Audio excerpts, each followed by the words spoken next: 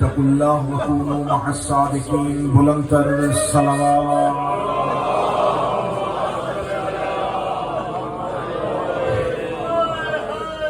دعا ہے مالکان ذکر، بندگان ذکر کا وارثان ذکر کی بارگاہ میں پیش ہونا قبول و منظور فرمائے. آقازادی آغا آرگنائزیشن کا یہ اہتمام پوری دنیا سے سفر کر کے دور دراز سے آنے والے مومنین کی کثیر تعداد میں شرکت جناب سیدہ صلوات اللہ علیہ اپنی بارگاہ جلیلۃ القدر میں قبول و منظور فرمائے. میرا اللہ کائنات کے ہر مظلوم کو اس کا حق اور ہر ظالم سے اس کے انتقام کے لیے ولی العصر کے ظہور میں تعجیل فرمائے. خطے کی صورتحال آپ کے سامنے ہے. میرا مالک مقامات مقدسہ کی حفاظت فرمائے. ملک امام رضا، ملک معصومہ قم، بارگاہ ملکوتی جہاں ہے، میرا مالک ملک ایران کی حفاظت فرمائے. ظالموں کو میرا مالک کیفر کردار تک پہنچائے. پوری دنیا میں رہنے والے جہاں جہاں شیعہ علی اہل بیت سے محبت کا دعویٰ کرتے ہیں، میرا مالک جو ولایت علی پر عقیدہ و ایمان رکھتے ہیں، ان کی جان، عزت، مال اور ناموس کی حفاظت فرمائے. ایام عزا کی آمد ہے، میرا مالک پوری دنیا میں رہنے والے جہاں جہاں حسین کی ماتمیں، حسین کا جلوس لے کے گھروں سے نکلے، عزاداروں کی حفاظت فرمائے. ذکر کے لیے جو ذاکرین اپنے گھروں سے نکلے، ان ذاکرین کی حفاظت فرمائے، ان بارگاہوں کی حفاظت فرمائے. دعاؤں کی قبولیت کے لیے مل کے ممکنہ حد تک بلند صلوات فرمائے.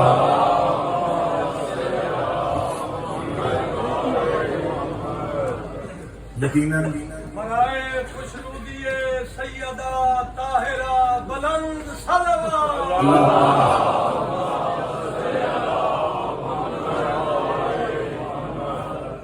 ایک عرصہ ہو گیا میرا قیام آپ ہی لوگوں کے درمیان ہے، تو یقیناً اس نسبت سے میری حیثیت میزبان کی. پاکستان سے آئے ہوئے میرے انتہائی قابل احترام ذاکرین جنہوں نے یہ محبت فرمائی کہ اتنا دور سے ان مخصوص ایام میں سفر کر کے آپ کی روحانی غذا کی فراہمی کے لیے یہاں پہنچے. بڑے بہتر طریقے سے، بڑے منظم انداز سے یہ ذکر جاری و ساری ہے اور میری گفتگو کے بعد بھی مسلسل رہے گا. اگر آپ اجازت دیں تو تھوڑی سی اپنے حصے کی حاضری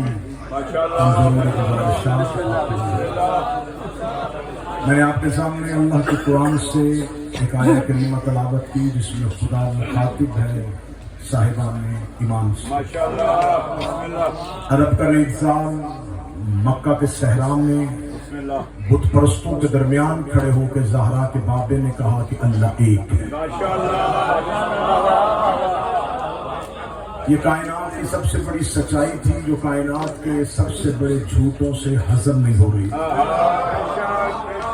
عرب کے لوگ پریشان تھے کہ کیسے اپنے بتوں کے سامنے سے اٹھیں اور اس کے نہ نظر آنے والے خدا کو مانیں. بیٹیاں زندہ دفن کرتے تھے تو بیٹی کے لیے دعا کیسے مانگیں گے، کیسے ہم اس نئے مذہب کو قبول کریں گے. یہ بات عرب کے لوگوں کے لیے بڑی مشکل تھی، لیکن بابا جی بہت مشکل تھا کافر کا مسلمان. کافر کا مسلمان ہونا بڑا مشکل ہے. شراب کے عادی کو شراب چھوڑنی تھی،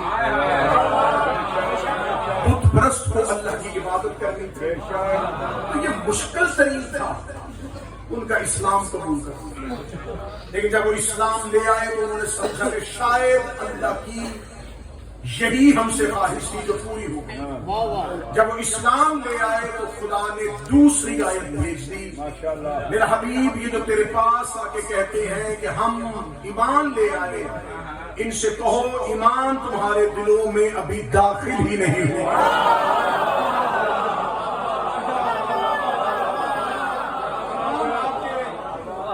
دلوں میں داخل نہیں. تمہید بڑی انتہائی اہم، اور آپ گفتگو کے اختتام میں یہ ضرور ضرور سوچیں گے کہ یہ اس دور کے لیے بڑی اہم گفتگو تھی جو آپ کے سامنے آئی۔ ایمان تمہارے دلوں میں داخل نہیں ہوا، تم اسلام لائے ہو، ایمان نہیں لائے۔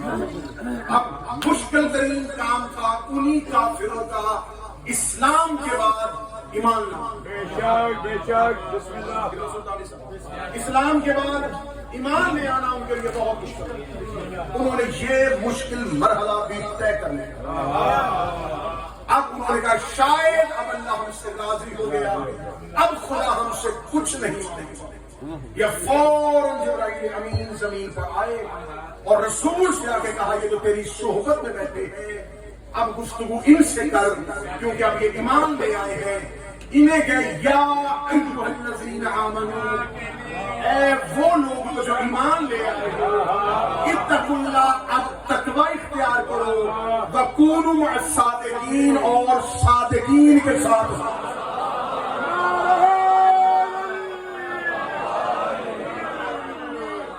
اسلام بھی لے آئے ہو، ایمان بھی لے آئے ہو، لیکن یہ میری تم سے خواہش نہیں تھی، اللہ کا مطالبہ تم سے ایمان تک نہیں تھا، اب تقوی بھی اختیار کرنا ہے۔ پھر اس کے بعد تم نے صادق کے ساتھ نہیں، صادقین کے ساتھ۔ اب یہاں پر سیغہ ہے کثرت، اس کا مطلب ہے جس لمحے رسول یہ آیت پڑھ رہے تھے اس لمحے صرف اکیلا رسول صادق نہیں تھا،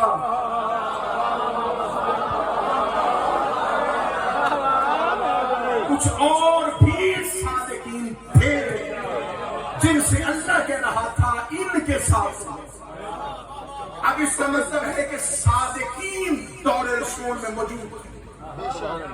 اب ہمارے پاس شیعہ سنی میں نہیں، عرب کے کافر بھی میرے نبی کو صادق کہتے ہیں۔ اسلام اور کفر کے درمیان متفقہ فیصلہ ہے کہ رسول اللہ صادق، یہ صرف مسلمان کے فرقوں کے درمیان نہیں، کافروں نے بھی تسلیم کیا ہے کہ حسنین کا نانا صادق ہے۔ اب ہم نے ڈھونڈنے ہیں صادقین۔ اب اللہ نے ہمیں معیار دے دیا ہے مصطفیٰ کو، جیسا یہ صادق ہے اس جیسے اور بھی صادق ہیں۔ اب یہاں پہ آ کے جھگڑا نہیں ہوا، جھگڑا رسول کی صداقت پہ نہیں، جھگڑا ہے امت میں صادقین میں۔ اب یہ تو بندہ سمجھ سکتا ہے کہ یہ شخص کتنا بڑا عالم ہے، اسے لڑتا دے کے فیصلہ کر سکتا ہے کہ یہ کتنا بڑا بہادر ہے، اس کی گفتگو سے اندازہ کر سکتا ہے یہ کتنا عقل مند اور دانشور ہے۔ یہ کیسے پتا چلے گا کہ کون کتنا صادق ہے؟ کیونکہ ہر دور کے جھوٹے نے بھی اپنے سچے ہونے کا دعویٰ کیا۔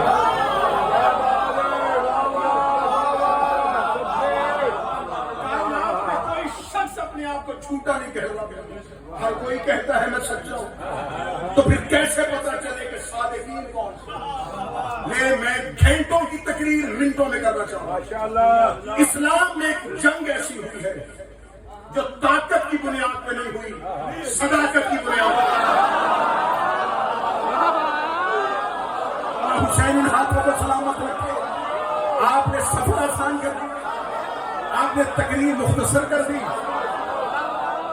اسلام میں ایک جنگ ایسی ہوئی ہے جو لشکر کی بنیاد پہ نہیں ہوئی، طاقت کی بنیاد پہ نہیں ہوئی، سچوں کی بنیاد پہ ہوئی ہے۔ اور یہ لشکر مصطفیٰ نے ترتیب نہیں دیا، یہ لشکر اللہ نے ترتیب دیا ہے۔ بدر میں رسول کہتے تھے علم اس کے ہاتھ ہوگا، میدان میں یہ جائے گا، لشکر کی پہلی صف کو یہ جیتے گا۔ احد میں نبی بتاتے تھے کہ سالار کون ہوگا، خیبر میں نبی بتائیں گے، لیکن مباہلہ میں نبی نہیں بتا رہے، اللہ بتا رہا ہے ایک زہرا جائے گی، ایک حسن جائے گا۔ ایک حسین ایک علی جائے، کیونکہ وہاں ہونی ہے جھوٹوں پہ لعنت۔ تقریر ابھی اس موڑ پہ آئی نہیں جہاں سے گفتگو جانی ہے۔ سیدہ نے کرم کیا ہے کہ مدت کی آزمائش سے گزار بیٹھا ہوں، لیکن زہرا کا ترس ہے اس موقع پہ، اس نے مشکل کام کے لیے مجھے چنا، تو میں وہ مشکل کام کرنے لگا۔ اللہ نے مباہلہ صداقت کی بنیاد پہ، مباہلہ صداقت کی بنیاد پہ، اور یہ لشکر اللہ کا چنا ہوا لشکر ہے۔ رسول کو اختیار ہی نہیں دیا، فرمایا میں کہتا ہوں جنہیں لے کے جانا ہے، اب یہ جو سچے ہیں یہ اللہ کے سچے ہیں۔ ایسے بند کتاب جیسے کھلتی ہے تو پتہ چلتا ہے صفحے میں کیا لکھا۔ اب اس جملے پہ تقریر کھلنے لگی، عزت والے ذاکرین سے دعا لوں گا، صدا سے دعا لوں گا۔ جھگڑا ابھی بھی نہیں ہوا، جھگڑا اس وقت شروع ہوا جب اہل بیت کا صدیق اور اہل بیت کی صدیقہ کے مقابلے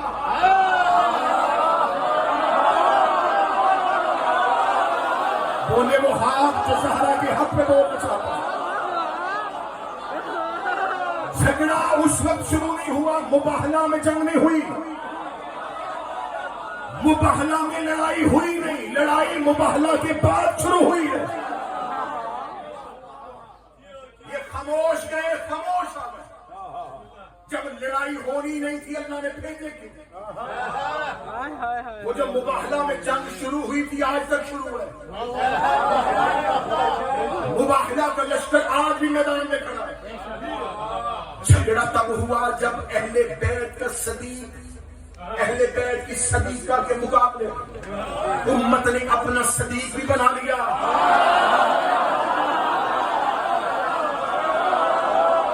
اپنی صدیقہ بھی بنا لی۔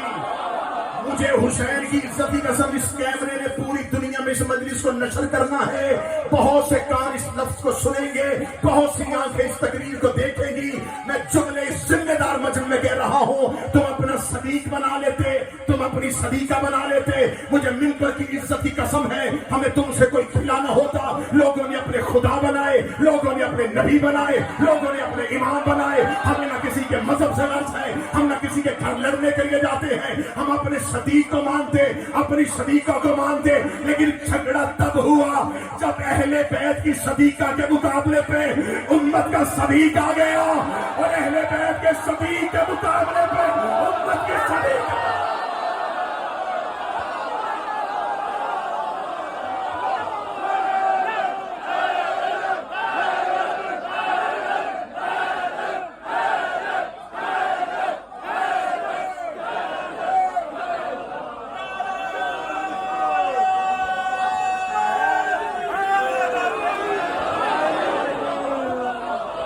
جھگڑا ہوا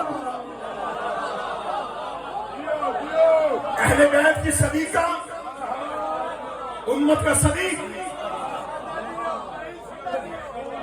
اہل بیت کا صدیق، امت کی صدیقہ۔ اب یہاں سے کسی ایک کو واپس جانا ہے۔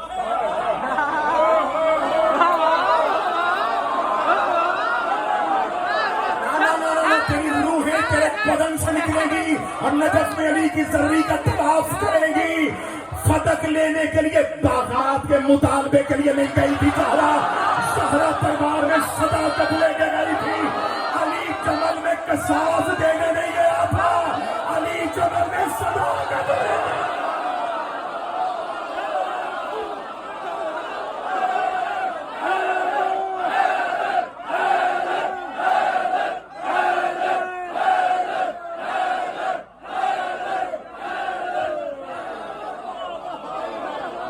سلامت رکھے زہرا، یہ ہاتھ سلامت، سید آپ کی جوانی ہو سلامت، سیدہ ان ہاتھ کو سلامت۔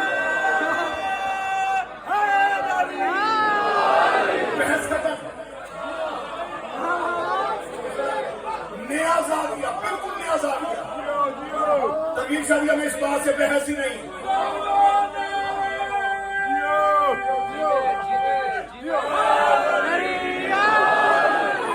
شیعہ سنی جھگڑے ختم کرو. میرا پیغام ہے ہر سنی کو. میں منبر پہ ہاتھ رکھ کے کہہ رہا ہوں کربلا میں حسین اور عباس کی دہلیز پہ مہنگائی کی گئی. اس تقریر کے بعد بندہ یا کافر ہوگا یا مومن ہوگا. درمیانہ رستہ ہے ہی نہیں. اب ہماری بحث ختم کہ فتح وراثت کا معاملہ تھا. نبی نے کوئی حدیث لکھی تھی. اب یہ بحث ہی نہیں ہے کہ باغ کون سا تھا, وراثت بنتی تھی کہ نہیں بنتی تھی, نبی نے حدیث لکھی تھی کہ نہیں لکھی. یہ بحث ختم. بحث یہ ہے قرآن کی سلیقہ.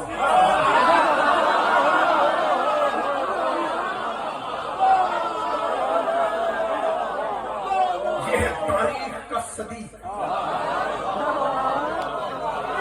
جھگڑا قرآن پہ ہے.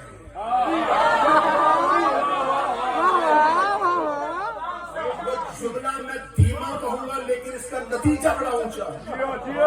پیر احمد شاہ فتح وراثت کا مسئلہ نہیں تھا. جمل خلافت کا مسئلہ نہیں تھا. فتح بھی صداقت کا مسئلہ تھا.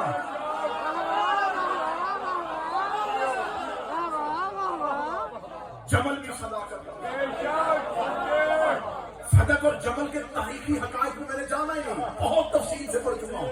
فتح کی جمل کی سیدہ دربار میں کیا کہہ کے یہ تاریخ ہے اور یہ وہ تاریخ ہے جو سب نے لکھی تھی.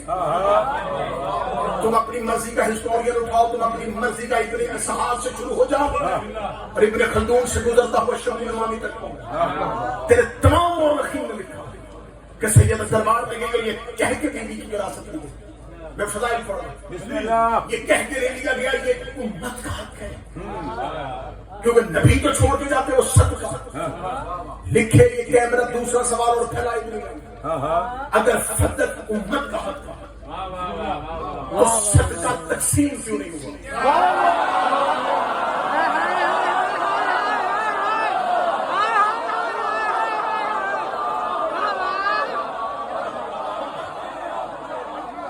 حسین کی ماں کی قسم میں اپنے موقف سے 1 انچ پیچھے نہیں ہٹوں گا.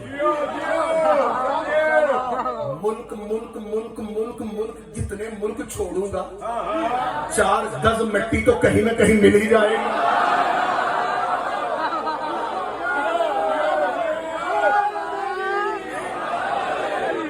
اب یہاں پر یہ کہہ کے دیا گیا صدقہ تقسیم کیوں نہیں ہوتا. پہلی خلافت میں حکومت کا تصرف تھا, دوسری خلافت میں حکومت کا تصرف, تیسری خلافت میں مروان بن حکم کے پاس تاریخی حقائق ہے, اسے کوئی سنی مولوی جھٹلائے گا نہیں. مروان بن حکم کی تصرف میں چلا. اس کی کتنی آمدن تھی, اس پراپرٹی سے حکومت کو کیا کیا ملتا رہا, مجھے اس پہ بات نہیں کرنی. مجھے اس سے اگلا ایک اہم اور نقطہ اٹھانا.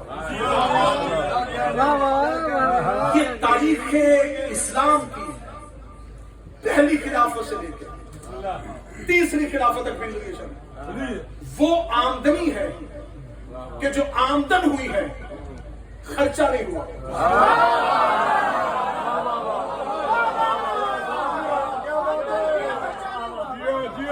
اقتصادیات, معاشیات, اکاؤنٹ سمجھنے والے بندے سب 40 لاکھ دینار آتا تھا, 4 لاکھ آتا تھا, 4,000 لاکھ. کس آمدن کا یہ انکم اسلام کی نظر آتی ہے, ایکسپینس نظر نہیں. اکاؤنٹ سمجھنے والا جب لیجر بناتا ہے تو آخر میں لکھتا ہے یہ آیا ہے, یہ اور ہمیں بتائے کہ فتح کا مال جو سیدوں سے لیا گیا تھا امت کے استعمال میں کہاں ہے.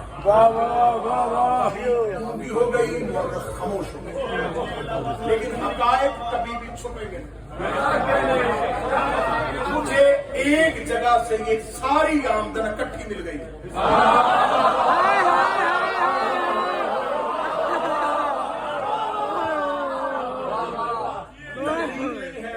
سرجری ہے. خدا کی قسم.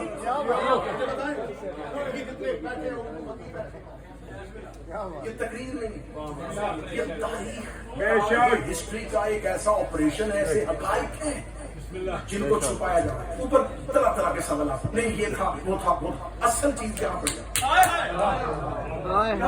انکم آئی ہے، خرچ کم مانگی تھی 11. 25 سال کے بعد 35 ربیع الاخر تھا. امیر المومنین کے مقابلے میں اس وقت امیر المومنین کی حکومت قائم ہوتا ہے. ایک لشکر مدینہ سے نکلا، وہ مکہ سے وہ بصرہ پہنچا. بصرہ سے رسول کی ایک زوجہ نے اس لشکر کی قیادت کی. یہ 30,000 کا لشکر بصرہ سے نکل کے اس میدان میں پہنچ گیا. اس لشکر کی تعداد 30,000 تھی. اس کا سامنا کرنے کے لیے امیر المومنین 20,000 کا لشکر لے کے بسم اللہ میدان میں سامنے کھڑا. اب یہ جو علی لشکر لے کے گئے ہیں یہ 20,000 کا بسم اللہ یہ سرکاری لشکر ہے.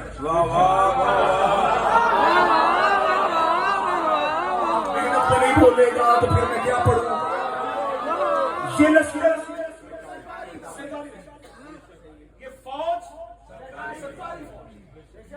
کیونکہ علی گورنمنٹ ہے، علی کی حکومت ہے. اب اگر کوئی لشکر جائے گا تو یہ لشکر اسلام ہے، یہ لشکر اسلامی ہے. ان کی تنخواہیں مقرر ہیں، ان کے خرچے مقرر ہیں، یہ تمام اخراجات علی کی حکومت کے اندر ہیں. یہ سامنے 30,000 کا یہ پرائیویٹ ہے.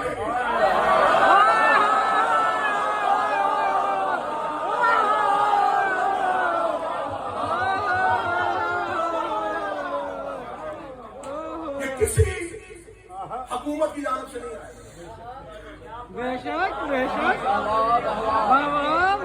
بصرہ کا گورنر نکلا تھا نہیں، یمن کا حاکم آیا تھا نہیں. یہ چھوٹے چھوٹے قبیلے نکلے تھے، مطالبہ قصاص کا تھا ہی. یہ سب ایک دوسرے سے مفادات اور نظریات کے اختلافات بھی رکھتے تھے. اہل سنت مورخین گواہ ہیں کہ میدان جمل میں یہ اپنی اپنی باجماعت نماز کرواتے تھے. یہ ایک کے پیچھے نماز بھی نہیں پڑھتے تھے، اتنے ان کی اندرونی اختلافات. لیکن ایک دشمنی میں یہ سارے اکٹھے تھے، علی. اب جو 30,000 کا لشکر آیا ہے، اس 30,000 کے لشکر کے فوجیوں کی تنخواہیں، ان کے کھانے پینے کے اخراجات، 1 سال کے بعد یہ مجلس ہوتی. یہ ناصر جعفر صاحب تشریف فرما ہے، پورا سال محنت ہوگی. کتنے ہوں گے؟ 2,000 2,500 5,000 7,000 ایک دن کے لیے. 1 سال انتظام ہو، کھلانا ہے، بٹھانا ہے. 30,000 کا لشکر ہے. پیسے کہاں سے آئے؟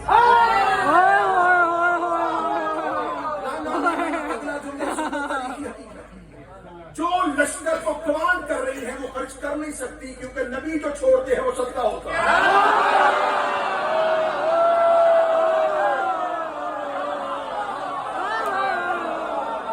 وراثت تو تقسیم ہوئی نہیں.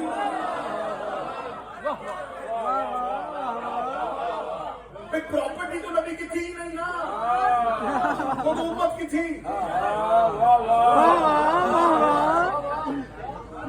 جو نبی چھوڑ کے گئے تھے وہ تو مال تقسیم ہی نہیں ہوا. اچھا اگر وہ تقسیم ہو بھی گیا تھا تو پھر زوجہ کا حصہ 8 ہوئی اور 9 بیویاں اس وقت زندہ موجود ہیں. 8واں حصہ 9 میں تقسیم ہوگا. ایکسپینس اس میں بھی پورے نہیں ہو رہے.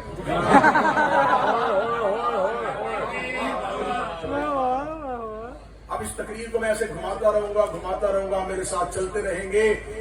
یہ وہ تاریخی حقائق ہے جن سے نظر ہٹانے کے لیے آپ کو طرح طرح کے سوالات میں الجھا دیا جاتا ہے. تاریخ اجتہادی تھی, حواب کے کتے بھونکے تھے, 40 لوگوں نے قرآن میں گواہیاں دے دی تھی, بعد میں معذرت بھی ہو گئی تھی, صلح بھی ہو گئی تھی, حالات بھی بہتر ہو گئے تھے, زہرا کو بھی سمجھا دیا گیا تھا, وراثت کا معاملہ تھا, ایک حدیث کا مسئلہ تھا. یہ تمام وہ سوالات ہیں جو پیدا کیے گئے تاکہ بچہ اس جگہ پہ نہ پہنچے جہاں پر پوری کی پوری تاریخ کھڑی ہے. ہمارا سوال یہ ہے جو زہرا سے چھینا گیا تھا وہ فتح تقسیم کیسے ہوا تھا؟ وہ امت میں تقسیم نہیں ہوا تو اس کو تصرف میں کہاں لایا گیا؟ وہ اخراجات کہاں پہ ہوئے؟ ربی تقریر ختم. اور آخری جملہ ہے جو زہرا سے چھینا گیا تھا جمل میں علی کے خلاف استعمال.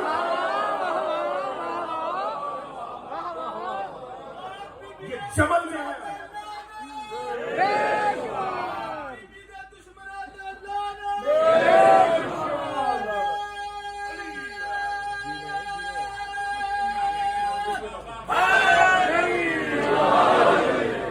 سیدہ اپنے موقف سے پیچھے ہٹی, نالی اپنے موقف سے پیچھے. فضائل ختم اور تقریر کی آخری 3 منٹ کی فضائل کی بات, اور وہ بھی صرف نعرہ لگوانے کے لیے نہیں, ایک حقیقت پہنچانے. بسم اللہ. آج کی تقریر کے بعد اہل سنت نوجوان جو اس تقریر کو سن رہے ہیں اپنی مرضی کے مولانا کے سر پہ قرآن رکھ کے ضرور پوچھیں بے شک کہ آپ اہل سنت کے نزدیک سیدہ معصومہ ہیں؟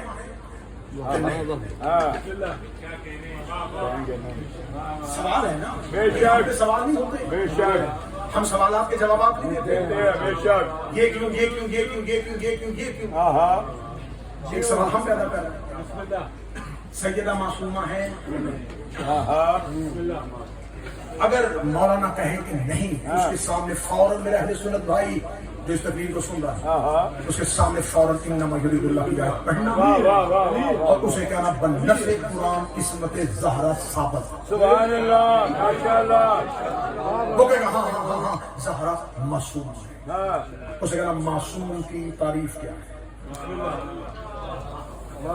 میں فقہی اصطلاح میں نہیں آتا, میں کوئی مشکل کوئی بھی اصطلاحات استعمال نہیں کرتا, میں آسان کرتا. بسم اللہ.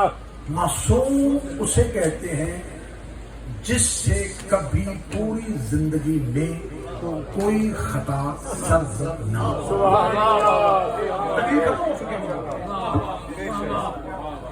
اگر اس کو تھوڑا سا مشکل کروں تو پھر یہ بنے گا جس سے کوئی واجب ترک نہ ہو, اسے معصوم. اور زہرا کی عصمت کے معاملے میں صحیح بخاری میں ایک نبی کی زوجہ کی گواہی موجود ہے. جب اس سے پوچھا گیا تھا کہ زہرا کتنی پاک, اس نے کہا اتنی پاک ہے کہ ظہر کے بعد حسن جیسا امام آیا تھا اور یہ عصر کے لیے مصلی پہ دوبارہ آ گیا تھا.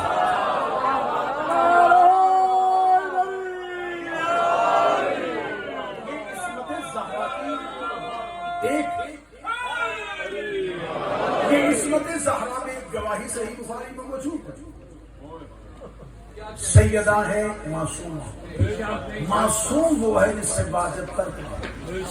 میں تقریر بالکل نہیں کی, یقین مانیے میں نے تقریر نہیں کی, میں نے کوئی خطابت پہ جوہر نہیں, کوئی خطابت کی کلا بازیاں نہیں, صرف اور صرف اس پلیٹ فارم کا بہتر استعمال کیا کر سکتا ہوں. بے شک. یہاں سے ہم ایک نمائندہ استعمال کیا نتیجہ ایک نکال کے دنیا تک پہنچا سکتے. بسم اللہ. کیونکہ مجلس منسوب سیدہ سے ہے, ایک بندہ بھی زہرا کے حق کو مانگے اس پورے مجمع کے کھڑے ہو کے داد دینے سے مجھے اس بندے کا مذہب آپ سے دعائیں تو ہم لیتے ہیں اور لیتے رہیں گے. سیدہ معصومہ, معصوم وہ ہوتا ہے جسے واجب ترک. اب اسی مولانا سے پوچھئے گا کہ شریعت محمدیہ میں سلام کہنا سنت, جواب دینا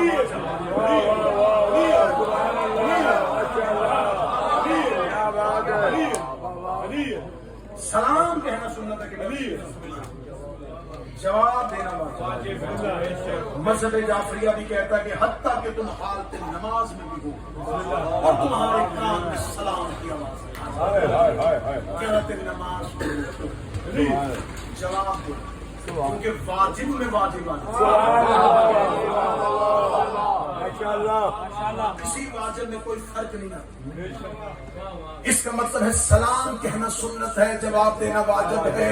सलाम कहना सुन्नत है, जवाब देना वाजिब है। दो फैसले मेरा सुन्नी बेटा तेरे मजहब के मौलवियों ने कर दिए हैं कि ज़हरा मासूमा है, और दूसरा कह दिया है कि सलाम कहना सुन्नत है, जवाब देना वाजिब है।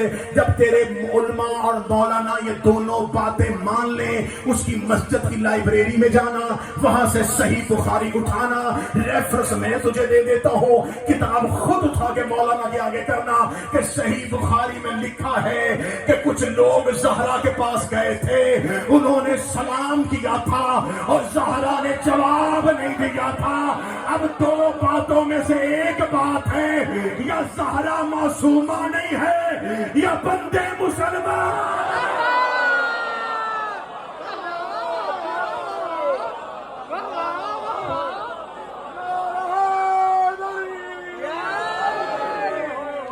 मुसलमान के सलाम का जवाब, काफिर के सलाम का जवाब। मुश्किल काम है इस दौर में ज़हरा पढ़ना।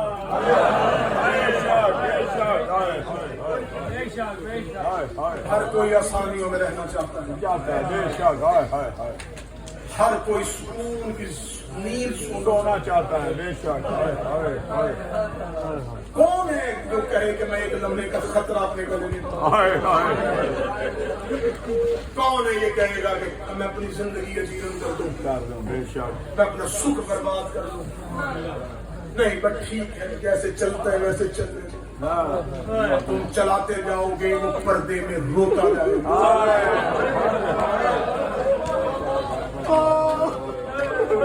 इसलिए कि तुमने तारीख में पढ़ा है कि दरबार में खड़ी थी, उसने आंखों से देखा है। उस सादात बैठे में दुआ दूंगा, सैयद बैठे में दुआ दूंगा। मैंने अपने घर की कहानी नहीं, मैंने आपके घर की दुश्मनी अपने सर पे ली है, तो मैं सैयदों से दुआ का हकदार तो हूँ। तुम्हारे घर का हक लेके मैं वतन वतन जा रहा हूँ। लोगों से कह रहा हूँ बस एक ही मुतालबा है, बताओ ज़हरा का कसूर क्या था? अभी हर साल ये एहतमाम करते हैं, इस साल भी पिटीशन दी बन जाए कब्र ज़हरा की, सर पे कुरान रख के बताओ, तामीर भी हो जाए। क्या फिर भी कब्र में रोना बंद कर देगी?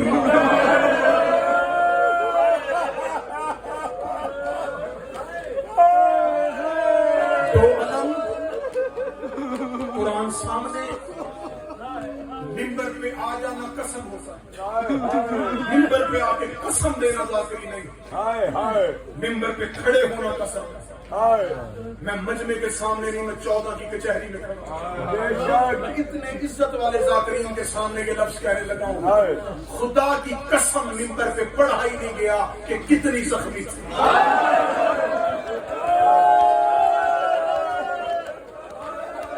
आज तक ज़हरा के जख्म नहीं पढ़े गए।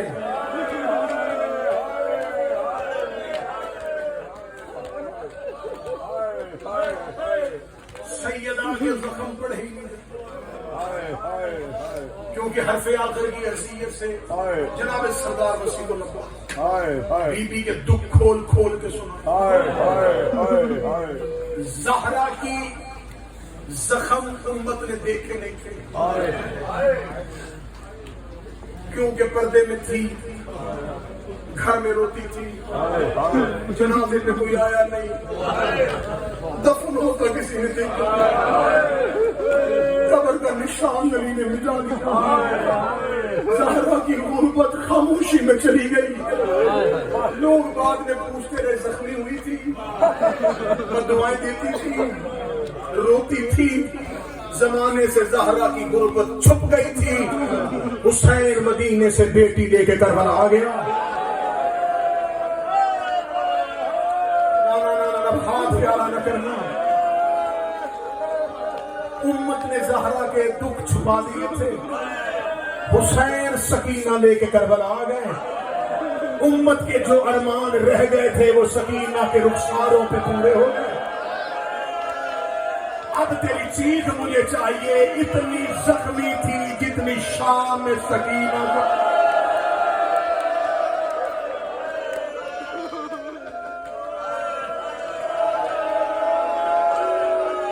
5 سال سے بیٹھا ہوں 2 بھائیوں کی قبروں پہ. فجر کی نماز بھی دلیہ شاہ کی میں نے حرم حسین میں پڑھی.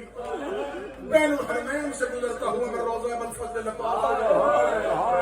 بین الحرمین میں کتابوں کی دکان کے شیشے پہ لگی مجھے کتاب نظر آئی. دکان بند تھی. میں کتاب کو دیکھ کے رک گیا. اس کتاب پہ لکھا تھا من الفاطمہ الی الفاطمہ.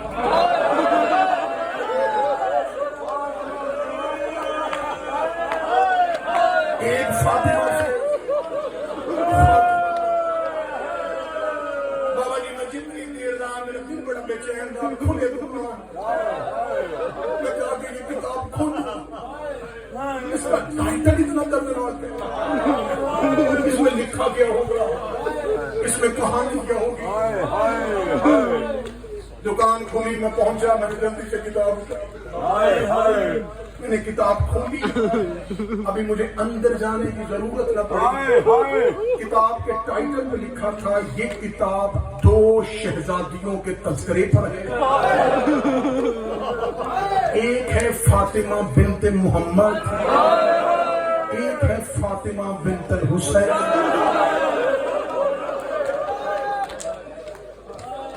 میں نے تلمیذ علی کتاب کا اگلا صفحہ کھولا.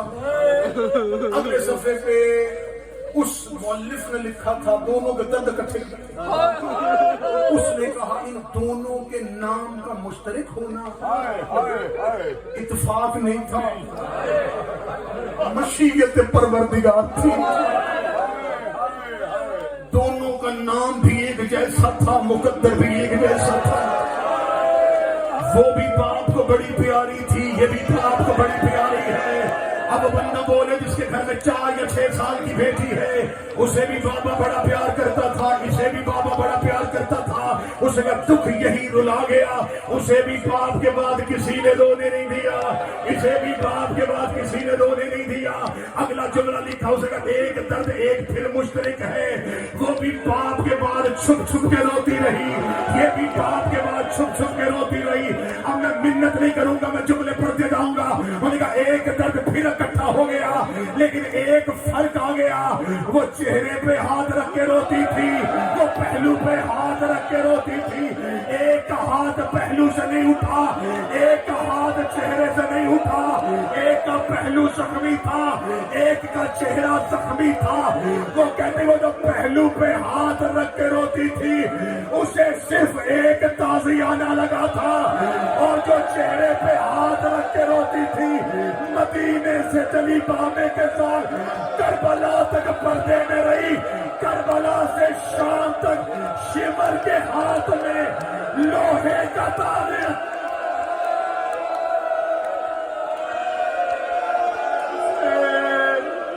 ہائے حسین,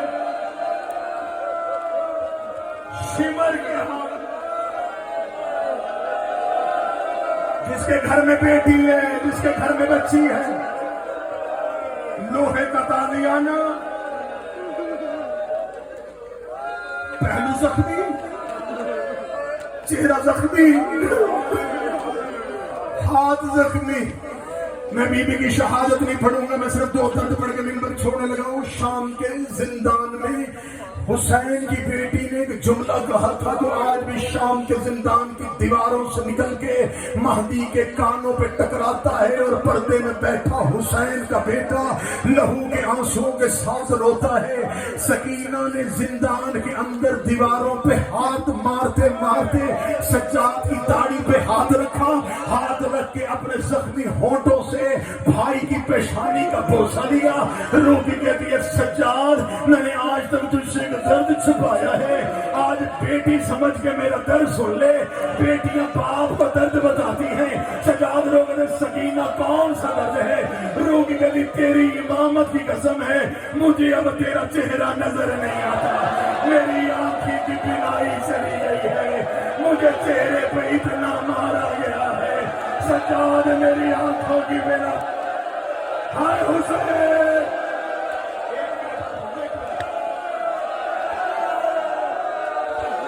سجاد میری آنکھوں کی بینائی چلی گئی ہے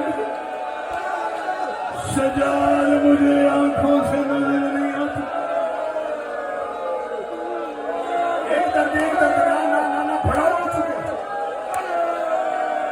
صبح سے رو رہے ہیں محنت جاری رہے میرے پاس سید آگا پھر سید آگا سنائیں گے تمہیں اپنے گھر کی کہانی 1 منٹ مجھے تم نے دینا 30 سیکنڈ تم نے مجھے دینا سجاد میری آنکھوں کی بینائی چلی گئی سجاد مجھے اب نظر نہیں آتا سجاد میں ضعیف ہو گئی سجاد دعا کر تیری بہن کو موت آ گئی سجاد میں اب بابا سے ملنا چاہتی ہوں دو درد ہیں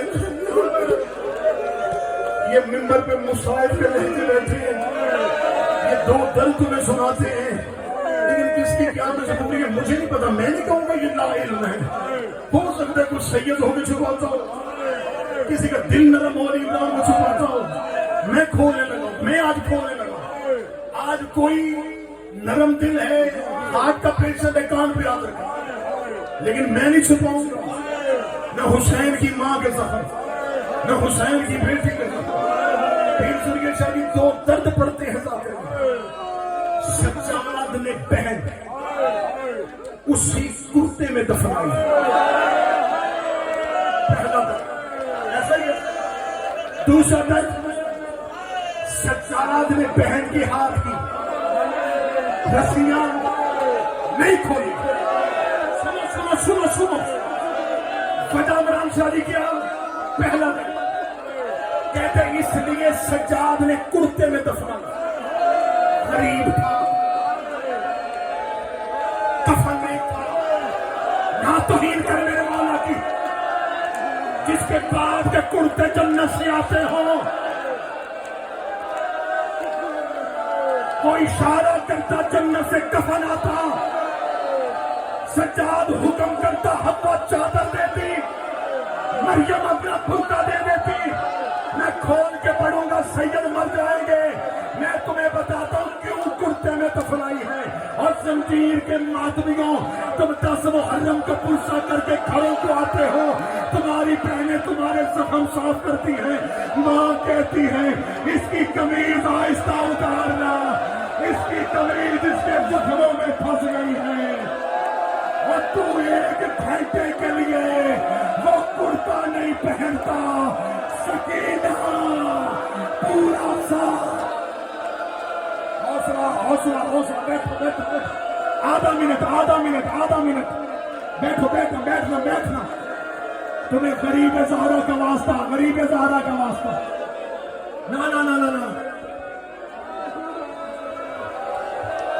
میرا مقصد مجلس بنانا نہیں حسین کی ماں کی قسم میرا مقصد مجلس بنانا نہیں کہ تم اٹھو اور میں چلا جاؤں ماں میرا مقصد ہے تم تک درد پہنچانا ماں اپنی قمیض زخموں میں رکھنا ماں کہتی آہستہ اتارنا تو نے پرسے کے بعد فوراً پہن لی تھی قمیض زخموں کے ساتھ رک گئی تو 4 گھنٹے بعد گھر آئے تیرے زخم تیرا لباس نہیں چھوڑتے پورا سال شام کی گلیوں میں سکینہ پاتے آتا